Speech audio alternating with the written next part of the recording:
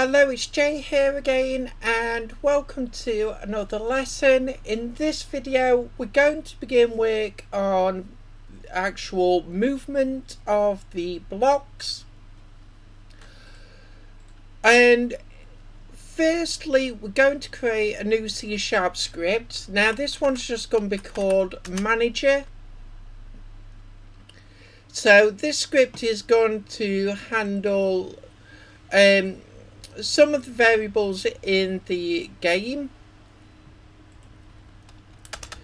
and please don't worry if you don't understand all the variables. Again, things become obvious as the scripts become more filled out, but for now we'll create a public, and we want this to be of type static and of type float. We'll give this a naming convention of underscore current timer value. Close that off. Into the comments we'll put creates a variable and is to store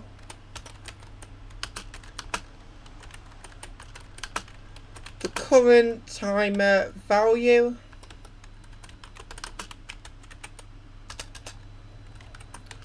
And then we're going to create a public float, and we're going to make this an array.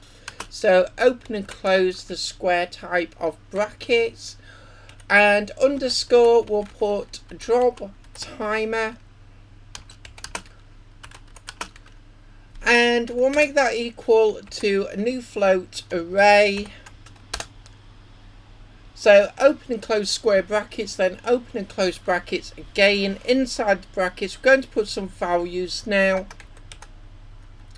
I'm going to begin with 0.2f. Now I may change these values, but these will serve as fine for now. Obviously you want to experiment with these yourselves to find something that suits your project or your vision for the project. And what I'm going to do is I'm going to come up in 2, so 0.4, comma. Obviously we have to put the f because this is a float. Then 0.6, 0.8f, 1.0, and then 1.2, 1.4, and just the last few to go now for 0.6 and 0.8, and finally for 2.0, no comma on the last one, come after the closed brackets, we'll close the line off. So into the comments, creates an array to store all drop timer values, and then we're going to come to the void start. Now on startup we're going to say that the current timer value is going to be equal to the underscore drop timer. Should really make that a capital T, so I'll do that.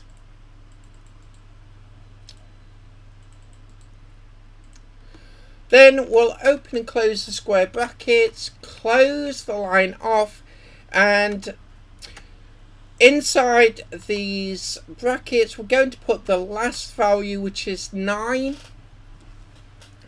So just like before, we have 10 values in this array, and the first one is always 0, which will mean that we just minus 1 off the last one, so 10, that means that's 9, so 0 and then counting up. Now if you're worried you're going to forget this, you can always put it into the comments. that means 0, and so on. So obviously going all the way through to 9.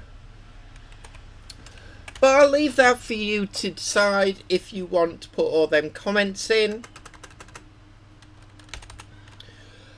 The comments here we'll just put that we're setting that current time value to equal the, I'll put drop timer, and you can put value 9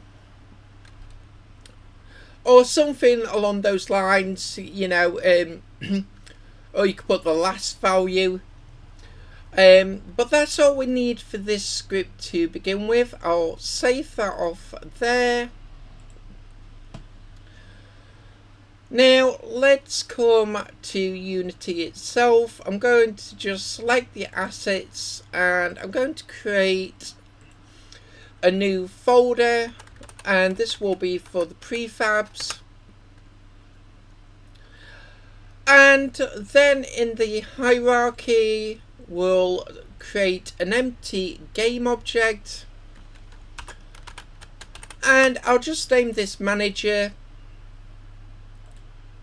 reset the position, and drag that script on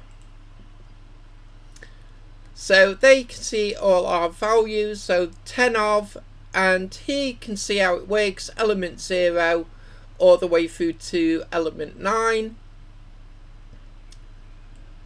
And we'll just drag and drop that onto the prefabs folder. So we do this just in case we need to rebuild the scene, or whether you want to create different levels with different backgrounds. Having prefabs obviously is just going to make that a lot easier.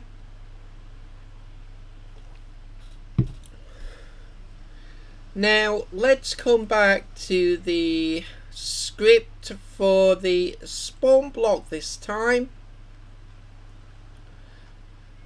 So we have it spawning at all zeros, all the shapes. That's not what obviously I want, because obviously I want the blocks to fall until they hit 0 and then stop. So I'm just going to change this for 10 now. Now I will make this number bigger later on, so the blocks have further to fall, but I won't do that until we have camera controls in place.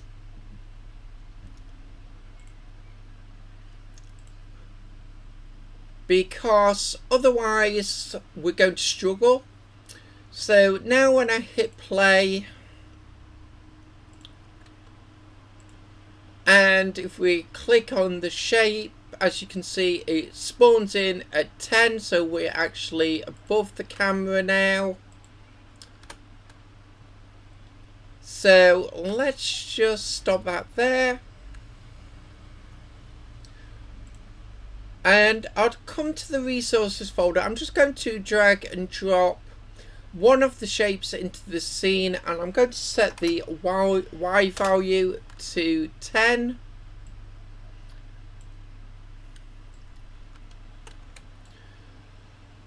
And then I'm going to come to the main camera. So let's just adjust the main camera so we can actually see the block when it spawns in. That height, so I'm just going to rotate it a bit downwards. Again, we don't have to worry about its position too much, because obviously we're going to have camera controls, so this is only temporary. So that's the values I'm setting in my transform, so please feel free to pause the video if you like and just have a look. at those values. And I can now delete the shape from the scene. So let's just hit play. And we can actually see the block. And if I just press the B button again to spawn in different shapes, we can see everything's still working. So we'll stop that there. And now we can actually see everything as we should. So I'm going to create another C# script. Let's call this block underscore movement. And once we've done that, I'm going to come to the resources. I'm going to pick the first shape, going left to right. I'm going to come to add component, and I'm going to add the block movement script. So I'm just hitting add component. Obviously you can just type in there block and it will come up. So block movement. So obviously the script's going to do nothing at the moment, because obviously the script is empty. So we just want to get on to the shapes. And then let's come and actually we'll create another folder, and we'll create one for these scripts. And I'm going to drag and drop the scripts into that folder now.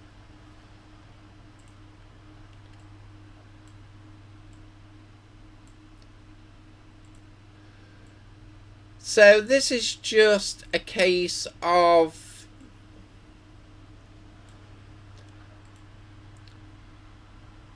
tidying up the project and keeping the actual project hierarchy in the lower pane here.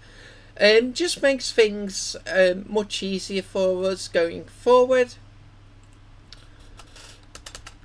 So let's come to the block movement script, and we'll create the actual variables we need, which is going to be public vector 3. So just as before, I'm going to create public variables. This is just so you can see them working in the inspector here. A lot of these variables can be set to private, and I will do that. I will do some videos where I show you which ones can be set to private. What I'll do is I'll wait till we've created enough variables that I can fill a video with that and go through that with you. But for now we want to see if things are working, so we're going to create public vector 3, and we'll just call this underscore current position. Let's close that line off into the comments. Creates a variable to store the current block's current position. Below that we'll create a public float underscore, and we'll say current move pause into the comments. So the same comment as before, create variable to store the current, and let's put pause value between movement. And like I said, please don't worry if you don't understand. These will make sense, as I say, as we fill out the script, and especially when we come to testing, you'll begin to see how everything works. And we'll finish up this video by just creating 2 voids that we're going to need. So these can be of type private voids. The first one is going to be move block. We'll open and close brackets, close the line off. We'll just put a debug log in there.